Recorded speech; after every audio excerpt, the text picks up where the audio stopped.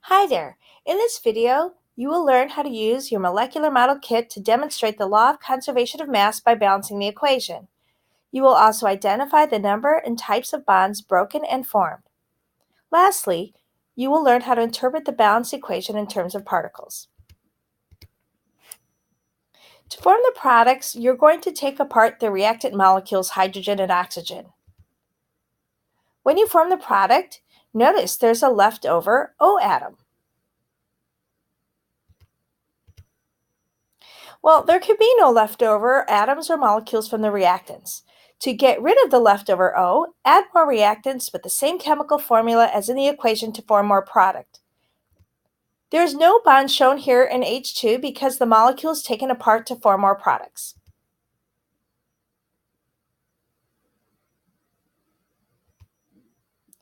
And now we can add coefficients to show the number of each reactant and product we used in the chemical reaction.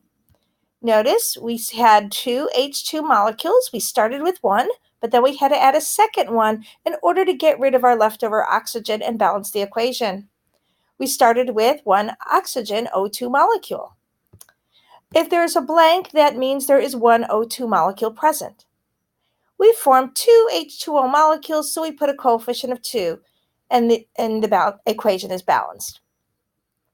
To show that the equation is balanced, we will prove that we demonstrated the law of conservation of mass, which means the total number of reactant atoms equals the total number of product atoms. We can either count the H and O atoms in our drawing, or we can multiply the coefficient of 2 times the subscript of 2 to get 4 H's in the reactants. Notice there's also 4 H's in the product water. 2 times 2 is 4. There are 2 oxygens in the reactants and 2 in the products. Because there are 2 H2Os, means there's 1 O in each water, and there's 2 of them. Lastly, we total the reactant atoms. 4 plus 2, we get 6.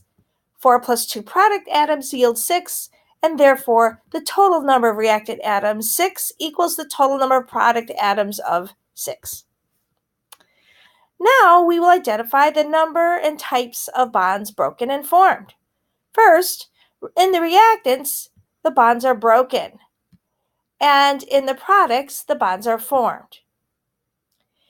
If you recall, when you made the models of H2 and O2, you had to take apart the bonds to form the product water. That is considered breaking the bonds. We now have 2 bonds, one for each hydrogen H2 molecule. The bonds are nonpolar because they're the same atoms and there's no difference in electronegativity. Oxygen has 2 nonpolar covalent bonds as well for the same reason. In the products, we have a total of 4 polar covalent bonds. The bond between O and H is polar covalent because the difference in electronegativity is between 0.4 and 2.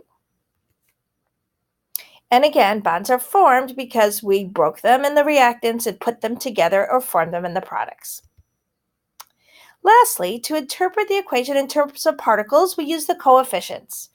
The reaction will read 2 molecules of hydrogen react with 1 molecule of oxygen to form 2 molecules of water. Notice all the particles in the equation involve molecules and not individual atoms. Thank you for watching, and I hope this helps you to determine the law of conservation of mass and balance equations with those model kits. Thank you for watching.